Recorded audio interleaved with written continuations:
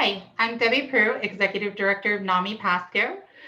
This month, we're celebrating Mental Health Awareness Month, and we have somebody joining us. So I'm going to pause for a second and let them in. And we're doing several presentations throughout the month. Right now, we're doing one on children's mental health, and I have Stephanie Centella here who will tell you more about that. Hello, everybody. I'm Stephanie Centella. I'm the Director of Pasco Counseling and Visitation. I am a parenting specialist and a supervised monitor for our Center for Foster Care, Domestic Violence, and Dependency Cases. So tonight we're going to talk about self-esteem. We have a short little video we're going to present to you, and then I'll join you again. Enjoy. How do you feel about yourself? I know, that's a weird question. And right now, you were asking, why are you asking me a weird question? Let me tell you why. Self-esteem. What? Self of how we feel about ourselves. And what are 5 things you can do to feel awesome about being you? These are great questions. And on this episode of Rocket Kids, we explore those questions. I'm Vivian, and let's get this started.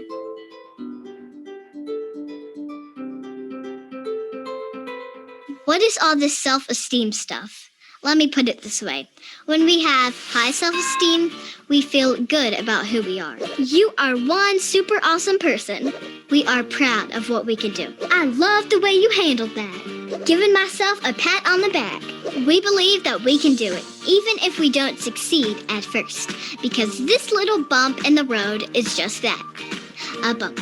We can see our own good qualities and accept ourselves, even if we make mistakes, because everybody makes mistakes. Everybody? Yep, everybody. When we have low self-esteem, it's like the exact opposite of that. In this zone, we may think we aren't as good as others. We may think about the times we don't succeed or make mistakes, rather than the time we do well. We may be hard on ourselves and give up easily. I know, this is kind of a sad zone to be in, but there is hope. There is that other zone, the back patting zone. So let's go back there. Yeah, that feels so good. Here are 5 things we can do to have better self-esteem, or as I say, to feel awesome about being you. Number 5, try your best. You can feel awesome about yourself when you give something a really, really good try. Do your best at whatever you do, and your self-esteem is sure to grow. Number 4, pitch in. Do nice things that help others get things done. Like our parents, we can help with meals and keeping the house clean. We can get involved at school or volunteer in your community. Everybody needs a little help. Pitching in helps us realize that we can make a difference. Number 3, turn that I can't into I can. When you are faced with something new, do you say to yourself, this is too hard, I'm not good at this? Change the way you think about trying, and instead say, I will give this a great try. I can handle this, and I can do it. Start saying, I can, and you will be amazed at how this will help grow your self-esteem. Number 2, practice the things you do well. Practice, practice, practice. They say practice and patience makes perfect, and that's true. We have to keep doing the things we love to get better, and it takes time. Find a way to schedule time and practice. When we see our progress and become really great at something, our self-esteem becomes really great too. And number 1 on the list of 5 things you can do to feel awesome about who you are. Make a list of the stuff you are good at. Yeah, a list. It can be anything from drawing to dance. Maybe it's a sport or a hobby. It can be anything. If you're good at it, put it on the list. Sit down with your family and build this list together. It's fun. I like this one because it really helps us to think about the things we are good at. And that's where it all starts. What are things you do to build your self-esteem? What are you good at, and what are you doing to get better? Let us know by commenting on this video. We would love to hear from you. We just found that cute little video, and Vivian just speaks the truth about how it's important for our kids to have self-esteem, good self-esteem. And I just love how she looks in the mirror and pats herself on the back. it kind of just, it's a good video for our kids to watch even, So we're going to talk about self-esteem tonight and how to build self-esteem for our kids. The definition of self-esteem is confidence in one's own worth or abilities, self-respect. So we need to know how to teach our kids healthy self-esteem. Healthy self-esteem looks like how our children see themselves, including what they think of themselves and their ability to do things. It's also shaped by how much they feel loved and how much support and encouragement or criticism they receive from the important people in their lives, like our parents or our teachers or our loved ones. And like everybody knows, it's so important for us to feed positive into our children on a regular basis. Sometimes we get so busy with life and we don't always see it that way, but we need to, feed them with positive love and affirmations on a daily basis, because it's part of what helps build their self-esteem. Meanwhile, being self-confident does not mean thinking that the world revolves around them or that their needs are more important than others. But likewise, healthy self-esteem is not arrogant. It's not entitlement. It balances out your child's self-esteem with other important life skills, such as having empathy, being kind, having good manners, being charitable, and having a sense of gratitude. All those things help build their self-esteem, and they learn that from the people that they're around. And the old saying is, it only takes one good person in your life to help make you a better person. So it could be a parent, a caregiver, a guardian, a teacher, and that makes the impact in your life. I know in my instance in middle school, I was going through some really hard times, and it was a lunchroom lady, believe it or not, that just noticed me different from everybody else, and she just really stood out. She did some extra things for me. She got me involved in some outside activities, and that really turned my whole attitude around and how I felt about myself. So like I said, it only takes one person in our life to help turn all that around, and that's important. So showing unconditional love every day. Does anybody know how you can show unconditional love every day? Does anybody want to put any input in on how we could show unconditional love every day? And the room goes quiet. That's okay. That's okay. So knowing how much you love them gives your children a sense of security and belonging that is crucial to how they view themselves. Your unconditional love lays the groundwork for all the healthy and strong relationships they will form later in life. And that is so very true. It's important how we raise our kids and how we love on them, because what they learn from us is how we turn around and how they learn to love others and love themselves as they get older. And that's so very important for us to show that to our children. And, we get so busy in the monotony of life every day, but it's so important that we teach our children and that they know that they're important to us and that we spend quality time with them and listen to them. One of the really important things in when I'm teaching parenting and stuff with parents that are struggling with how to be a parent because they didn't come from a good situation, is a lot of things are simple little things that we don't think of, like getting down to eye level with your kids when you're talking to them. Sitting in a chair across them instead of standing over them, because when we stand over somebody, they're intimidated. But if you sit down at eye level and look them eye to eye, it's a beautiful experience because you get to look at each other. They know you're listening.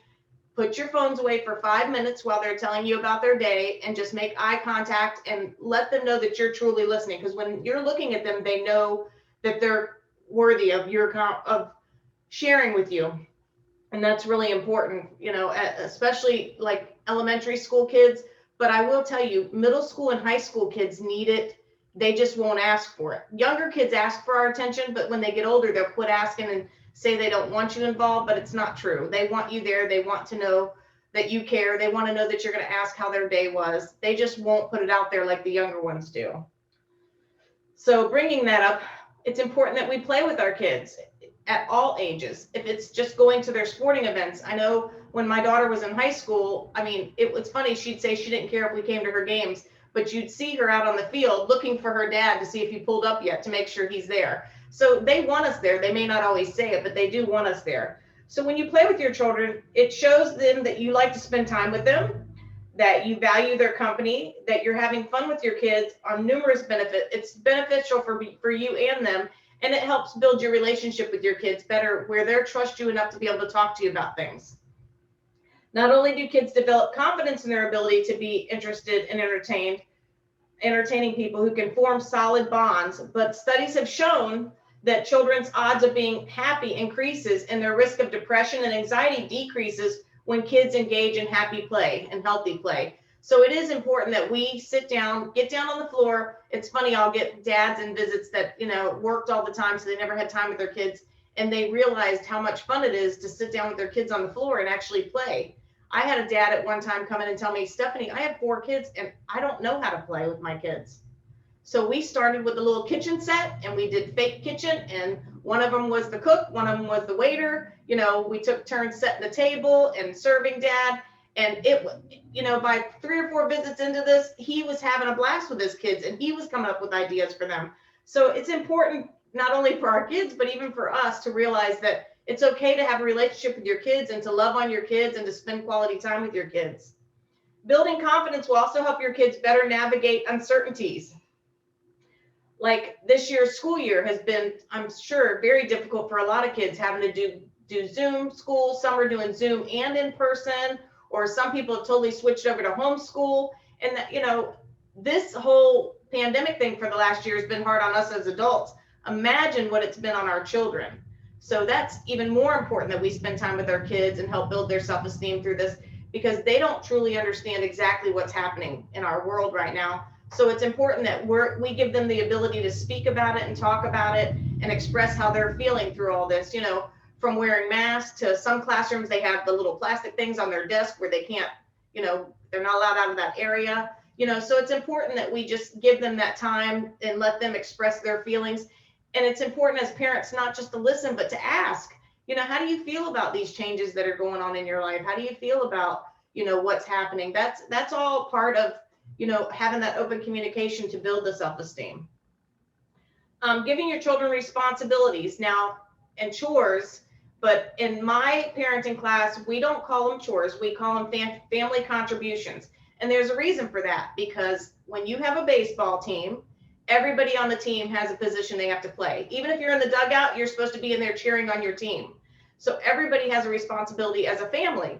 And if it's family contributions, then it's not chores. It's not, hey, this is what I have to do. That's what my mom and dad make me do. No, it's a family contribution. If everybody does everything on the team, then the team plays well. If everybody does family contributions in the home, and I highly recommend that when you do set up those family contributions, chores, that you rotate them every once in a while. Nobody gets stuck with the same thing all the time, and everybody realizes what everybody's doing in the house.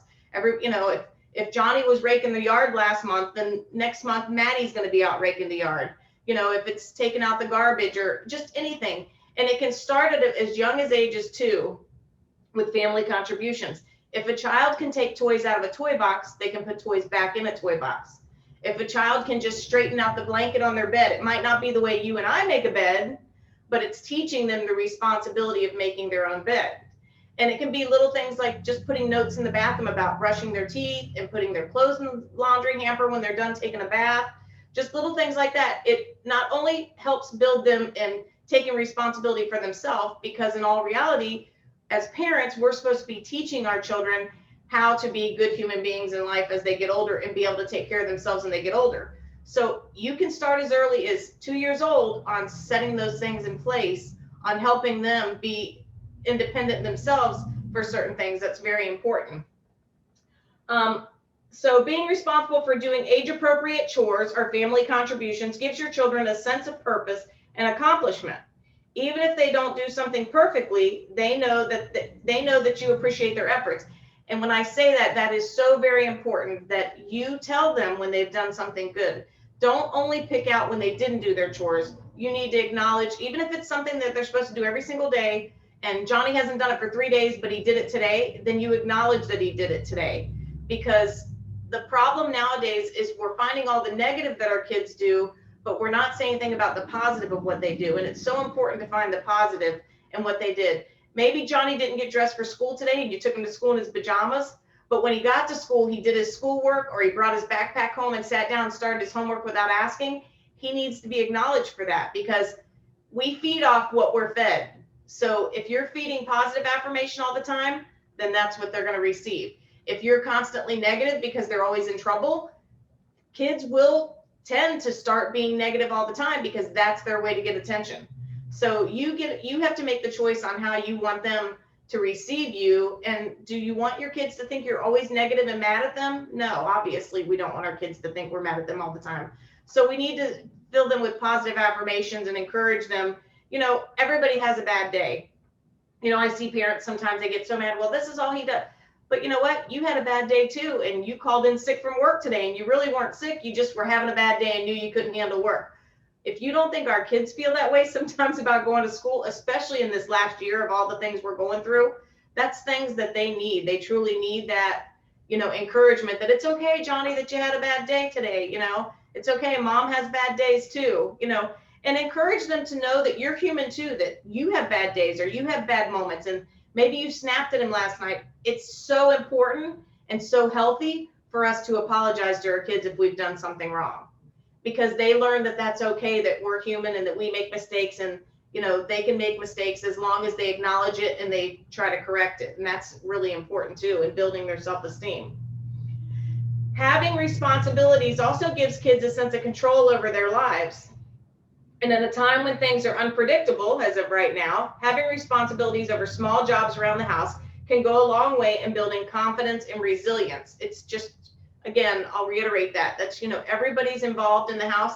And, our households are so different nowadays than they used to be. So you might have grandparents, aunts and uncles, older siblings living at home that weren't living there before, and that's okay. But as a family unit, that's the family that's in that home.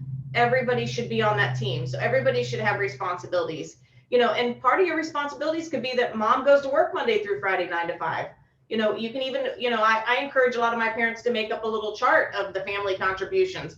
So mom goes to work on Monday, and dad cooks on Tuesday nights, or, encourage the kids to help you prepare dinner and things like that. Then they feel like they're a part of the family and they're contributing something to help you as your, as a family. The littler kids sometimes don't feel like they're, welcomed as much. They don't feel like they're a part of anything because you're not asking them to do anything. And like I said, as early as 2 years old, we can start asking our children to contribute and be a part of it. And then if you do that at an early age, as they get older, it just comes natural for them. But if you try to start it when they're older, I'm going to tell you, it's not going to be easy, but you can do it. If it's something you haven't done in your home before, but you want to do now, it's something you can do and turn it around. But don't expect it to change overnight. It takes 30 to 60 days for the human brain to accept new changes in life. So it's going to be a little tough, but you can do it. And it's encouraging. It's that encouragement that's so very important. So encouraging independence is our next part. It's important that you allow your kids to grow increasingly more independent, letting them figure out how to talk to teachers about their problems and their friends. As parents, sometimes we get involved in little arguments that the kids had at school, and we shouldn't. We need to let them learn how to deal with it. Now, obviously, if physical violence or anything like that's involved, we need to get involved. But, kids argue. We argue as adults with our friends. It just happens. But if they don't learn how to deal with that and expect somebody else is going to jump in for them, they're never going to learn the independence of being able to do it on their own. So it's important to teach them that. Like teaching them to make sure if they didn't do their homework, how they're going to explain to their teacher why they didn't do their homework, or how they can make it up, or what they can do to change that grade, or, do extra work to get it done. That's, it's teaching them independence and responsibility for their own actions. So we don't want to be helicopter parents where we're always hovering over them, because then they're not learning to be independent and be on their own and have that self-esteem and encouraging them to be who they really are meant to be. So let's knock out the negative impact that it could cause, and let's cause positive by building their self-esteem, working on their behaviors, and working on what you can do to encourage positive reinforcement of their independence and being able to allow them to do what they can do, and they're capable of doing it. And in the beginning, sometimes if it's something new that you're trying to put into place, you need to understand that they're gonna discount themselves and say, oh, I can't do that. I'm not capable of that. And that's when you're gonna come alongside them and encourage them the whole way. And maybe the first few times they do it, you're gonna do it with them, but you're gonna stand beside them, not in front of them, because you're gonna allow them to speak, but they know that you're there to support them. And that's so very important, especially middle school age kids. That's a very difficult age where they're fighting being a child and being an adult. One day they wake up and they want to be the little kid that still plays with the stuffed animals, and the next day they're worried about who their boyfriend or girlfriend are. So it's important that we come alongside them, encourage them, let them talk about their feelings and emotions, and then but let them do it themselves. And if they mess up, that's okay. And tell them that that's okay, and encourage them. You can give them suggestions. What can you do to make this situation better next time? Would you like some ideas from me, or do you want to come up with your own? So then you're still allowing yourself to be in the conversation with them, but at the same time, you're allowing them to make the choices. And like I said, middle school and high school age, they want to be the one that makes all the choices. So you're putting it back on them, but at the same time, you're still there as support. So that's really important. So at this time, I'm going to head it back over to Debbie. Thank you, Stephanie. Right now, we're going to have a special presentation from our sponsors, Children's Medical Services. And what I'm going to do now is pause our recording so they can give their presentation, and then Stephanie will be right back to speak with everybody as well. And it's all you, Steph. Hi, guys, I'm back. So as we were talking about family contributions and building our children's self-esteem, one of the things we need to do is refrain from insulting our children. When your child does something that drives you absolutely bananas, misbehaves, be sure to separate the behavior from your child. You're human. When your child pushes your buttons, you're probably going to get irritated or angry. Experiencing these feelings are completely normal. I mean, we are human, but don't engage in name calling and shame your child. Instead, talk to your child with respect. Don't yell. Yelling just shuts the brain off and causes people not to listen at all, especially children. Take the emotion out of your discipline. A good way to do this is by using natural and logical consequences and speaking to your children in a pleasant and friendly tone. And I know that's not always easy when they've done something and you're upset, especially if you've already had a bad day at work and you come home and then you have to deal with that situation. We're human. I don't expect everybody to be perfect when it comes to parenting. There is no such thing as a perfect parent. But just remember that, again, they have bad days just like we have bad days. And name calling is just something that's going to stick in their head forever, that's what you called them, instead of you sitting down and taking the time to talk it out about the situation or whatever they did. It's okay to take, you know what, Johnny, what you just did is unacceptable, but I need time to think about it before I discuss it with you. And it's okay to walk away for a few minutes, take a few deep breaths so you don't cause yourself to get angry, because in all reality, we're in control of our own emotions.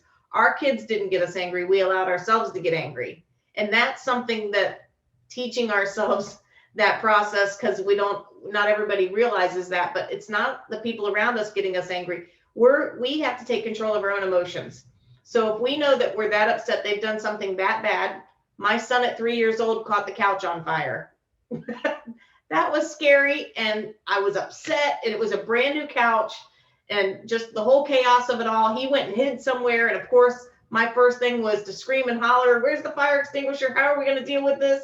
And then, I was so upset. And then I realized he's 3 years old. He found a grill lighter that my husband broke the safety off of because it was such a pain to light and he was playing with it sitting next to the couch and caught the couch on fire. It's not like he did it on purpose. He didn't wake up that morning and say, I'm going to burn down the house. So it was putting myself in check for a minute after we got the fire out and everybody was okay, and realizing he's 3 years old. He didn't even know what he was doing. He just knew when he played with that thing, a red flame came out and wow, all of a sudden the whole couch lit up. So, I mean, it's finding your place and finding the right time to sit down and talk to your kids. And it is okay to walk away. You'll hear, oh, well, kids will forget, especially little ones. That's not true. If I promise your 2-year-old that tomorrow I'm coming to your house to buy you an ice cream, I promise when I show up at your house tomorrow, the first thing they're going to say is, Miss Stephanie, where's my ice cream?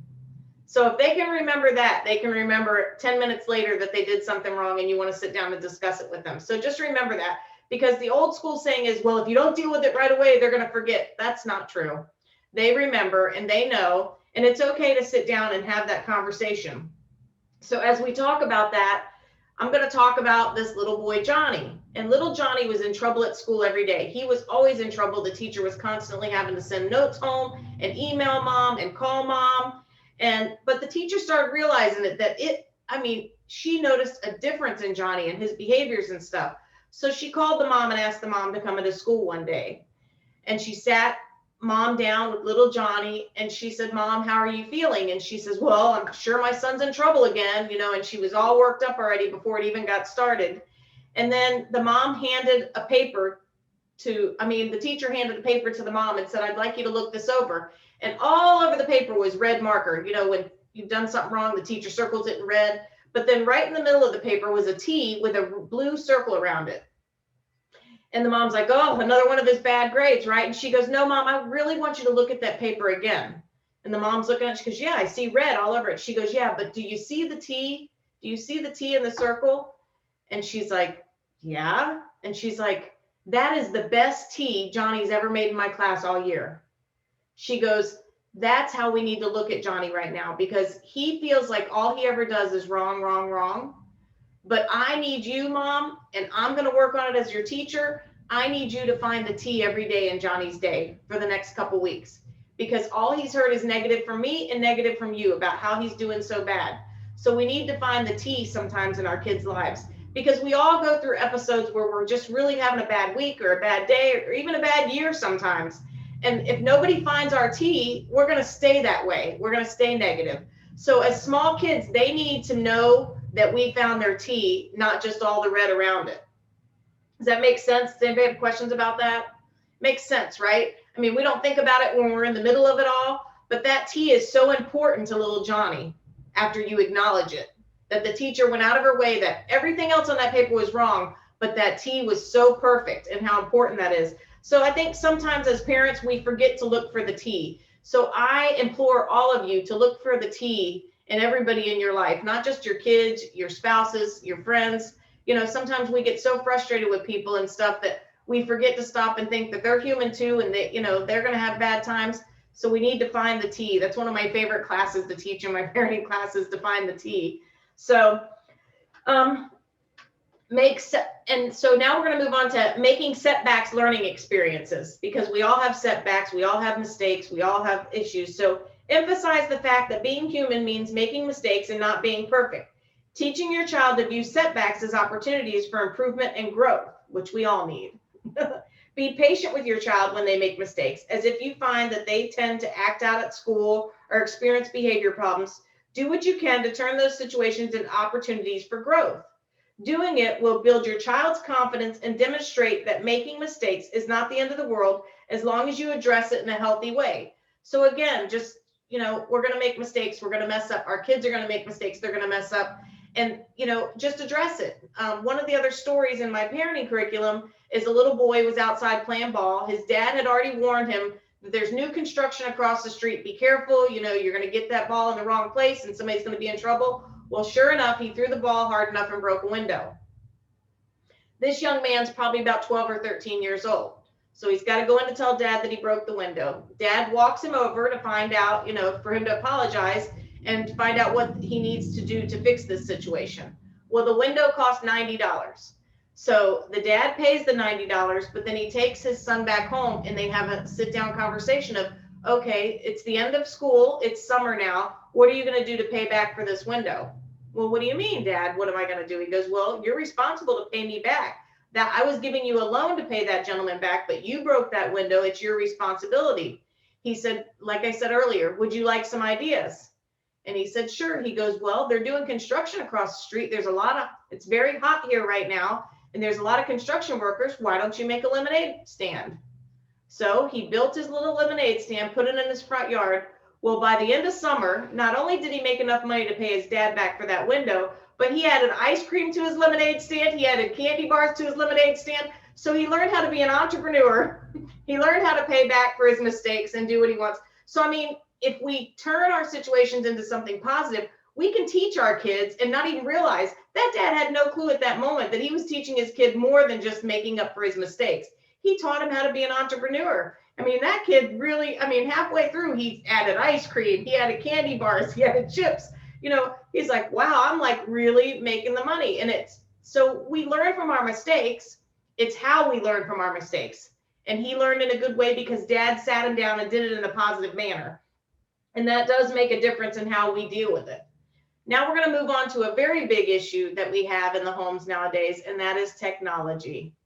How technology involves our family, and In today's environment, all of us, including students and parents, are consistently connected to devices. And I don't know about you, but my phone is by my side all the time. And I don't even realize it sometimes. Even when my grandkids are at the house, my husband will go, honey, get off your phone. And you don't realize it because we're stuck in that world right now, in that time and age where you forget. You look around and everybody, you go to a restaurant, everybody at the table's on the phone, So it's important that we set boundaries for that, That doesn't make you a bad parent. I have a friend that her kids, if they're good in school all week, they can play their video games on Saturday and Sunday.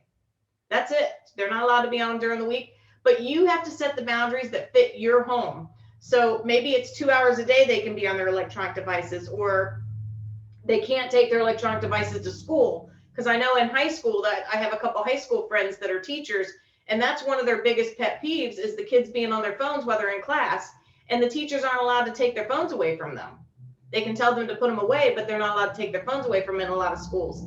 So, I mean, it can become distracting in teaching their education. It's not just affecting them at home, it's affecting them at school. So all this connectivity is both good. It could be a good thing and a bad thing. It's positive because people can be more productive and stay connected to others for comfort and safety in their homes. But this online activity can also come at a cost if it interferes with family relationships and communication. Likewise, too much screen time can impact physical activity. And I'll tell you an example of a new family that I have in my center.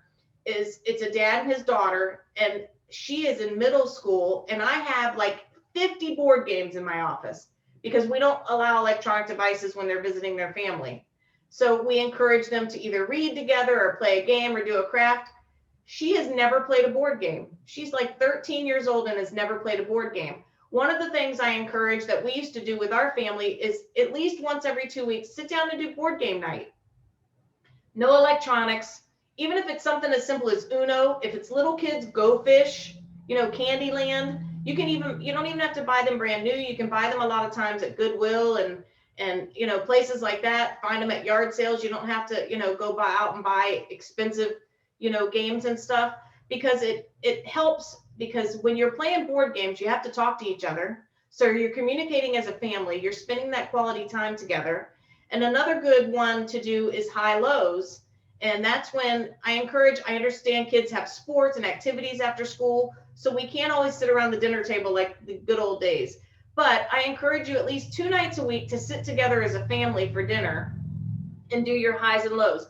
And this includes the adults at the table. Everybody goes around the room and gives their best thing that happened during the day and their worst thing that happened during the day. And if you don't do those, you might not find out that Johnny failed his spelling test today, or that his best friend was mean to him at school today, because he's not going to talk about it until we're all sitting together and just happens to be eating. And food brings out conversation. I don't know what it is, but you always hear if there's food, they'll come. Well, it's true. If there's food, people will sit and talk, and that really works. So that's why I encourage people to sit at the dinner table at least 2 nights a week as a family and discuss what's going on in everybody's life, because your kids don't know you're having a bad day till you say it at the dinner table too. They don't understand why you're being angry and you're slamming the kitchen cabinets, or you're mad about cooking dinner tonight because you had a bad day at work. But if you sit at the dinner table, it makes them understand that you're human too, and that you had a bad day, and now they understand it. And it becomes a point where it just becomes a common thing. I even had a family at one time that they were writing up little things and putting them in a box. So instead of just doing highs and lows, if you would draw something out of that box, like if you were a robot, what kind of robot would you be? And all that does is encourage conversation between you and your family. If you could pick your perfect job, what would your perfect job be? Just little things like that we need to get back to where in the olden days, families talked, families had conversations. Families did family meetings once a week. I mean, when I was younger, we did family meetings where we talked about who was dealing with what was going on. And in this fast-paced society with all this technology, we forget to do that. So that's really important that we have that time and balance in between technology and having face-to-face conversations. And I mean, a lot of kids nowadays, they don't even know how to talk on the phone. I know I've spoken to several teenagers, they only like to text because they don't like talking on the phone. That's scary. That's scary that our kids don't want to do that face-to-face, or that, talk, and they'd rather just, and then I don't know about you, but I've received text at times that I read it wrong. And it's not that I read the words wrong, but like maybe they put something in capital letters, so I felt like they were yelling at me when they really weren't. They just happened to hit the capital letter, key on their keypad when they typed it out. So it's important that we have that face-to-face conversation. And again, eye level with people, with our children when we're talking to them, because all those things are really important when we're dealing with our kids at all ages. Then as I finish this out before we get question and answers, let your kids display their work around the house, even if they're older kids. If they've done good and they, even if it's just report cards that we magnet to the refrigerator, they like to know that you cared enough to put that up. I have one friend that she has a picture frame that once a month her kids paint a picture and she just swaps out the picture in the picture frame, and it's in her living room, and it's a big picture frame, but that's her way to let the kids know that they're important, that their artwork is important to her. And it really means a big deal. When I go to their house, they're always like, look, Miss Stephanie, look, see, this is what I did this week. And they're proud of it. And that's a self-esteem thing. That helps build their self-esteem because they feel like everything that they've got there is important. So when they create artwork, write a story or put together a project for school, or they invite your child to tell you about their work. Ask them what exactly that picture means, even if it looks like a big blob on the paper. It's funny to hear some of the stories these little guys will tell us about that blob. I mean, they'll come up with a whole book of what that blob is, a house, and you just went for a walk with mom, and so it's really cute, and it encourages them to spend time with you and talk to you about how they're feeling. And ask what they want people to think or feel when they've created these things. What are they looking for from other people when they've just done these things? Give children a chance to show off what they've made or to talk about the things that they create that lets them know that their hard work is worthy of our attention. And that is so important, that they know that they're worthy of our attention. Again, that's the electronic devices be set aside. Our friends can hear from us later. Work can hear from us later. Give them that 5 minutes every night to let them just talk to you and tell you how their day was. If it's right before bed, at the dinner table, whatever. Start reading your kids, understanding that you can tell when you spend more time with them and you talk to them, you can start reading them and know that, what, Johnny's really having a bad day today. I notice he's kind of moping around the house, and, Johnny, you want to come in here and let's talk about it? What happened with your day today? Let me tell you about my day. And sometimes when they get a little older, they don't want to talk about it right away. So you start out about your day, and that'll encourage them to tell you about their day. So even if your child is primarily doing all their work at home rather than in school, allow them to display their stuff around the house. Doing so builds confidence in their ability and encourages them to continue to work hard and create things and be creative, be involved in things, and if your children are involved in sports and stuff, please go to their events if you can. And if you can't go, find a family member or a friend that will show up for them. I promise you, they want somebody there. Even when they're older and they say they don't, they want somebody there. It's so important. So, working to build children's self-esteem is one of the best ways you can spend time as a parent. And although it takes a little effort sometimes, you'll be setting your kids up for success in the future. But just as you don't expect your kids to be perfect, don't expect perfection from yourself either. We're not perfect. We do the best we can. And when we make a mistake, that's okay. Just get up and start again the next day. You may not get it right all the time, and that's okay. As long as you're consistently trying to share love and positivity with your kids and building confidence in them, despite making mistakes on your own. Because again, if we show them that we're human and we make mistakes and that we do things wrong, but we get back up and we fix it or we deal with the situation, we're teaching them so much from those little things.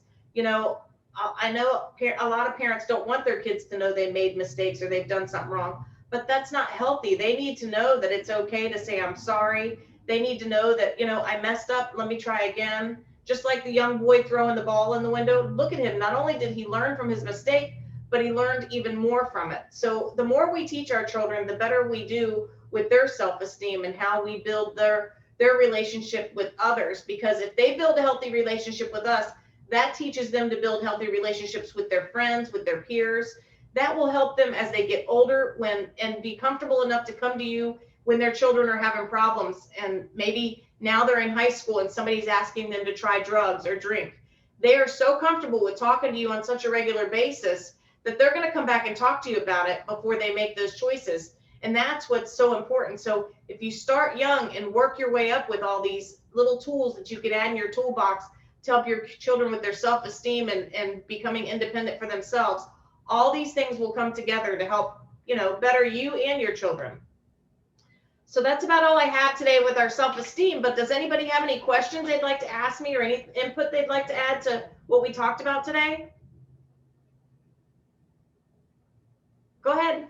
Go ahead.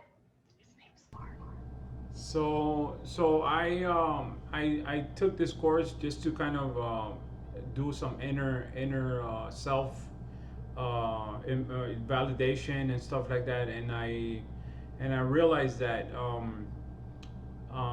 that I all kids go through that phase of like being in the cocoon, so to speak, like a little butterfly in the cocoon, and they yeah, I wanted to be as autonomous as I could, but I also, on the flip side of it, I looked a lot for validation, and I looked for validation in other people that today I look back some people that I look back and I was like, no, I my mother was always working. I never had a dad, and so it's one of those things where it gives this brings this fresh breath of air into my life, and understanding, what is it that didn't go so well and what are the things that did go well. And what I like about your conversation is that you want to look for the like for example, like take for example the technology aspect of it, when to stop using technology, but you also want to give the child or kid the opportunity to grow by giving them variety and creativity and stuff like that. So my magic number is, as an adult, I go a lot to the library and I validate myself through there. And my magic number is 3. So I have three hobbies that I work on, and again, the variety and the opportunity to grow in creativity, and to say, this guy right here is gonna go down. I'm not gonna, at a certain time of the night, I'm just gonna disconnect, and I'm gonna focus on myself. So it's interesting to know that here in adult life, so to speak, and I still steer towards like the juvenile section in the library per se, and I look for a lot of validation through how other people have done it, so to speak. So That's good. Thank you. And you're right, because if we don't teach our kids to get validation from the healthy people in their lives, they're going to choose very unhealthy people in their life. So that's why building their self-esteem starting at such a young age is so important, because that is what happens. They have so much in their face nowadays compared to, back when I was a kid, we didn't have all this social media and all this, you got to be perfect and everything. So it's so much harder for our kids nowadays, and that's why it's so much more important that we spend the time to talk to our kids and encourage them. So thank you for that. I also wanted to ask you, Miss Stephanie. Yes.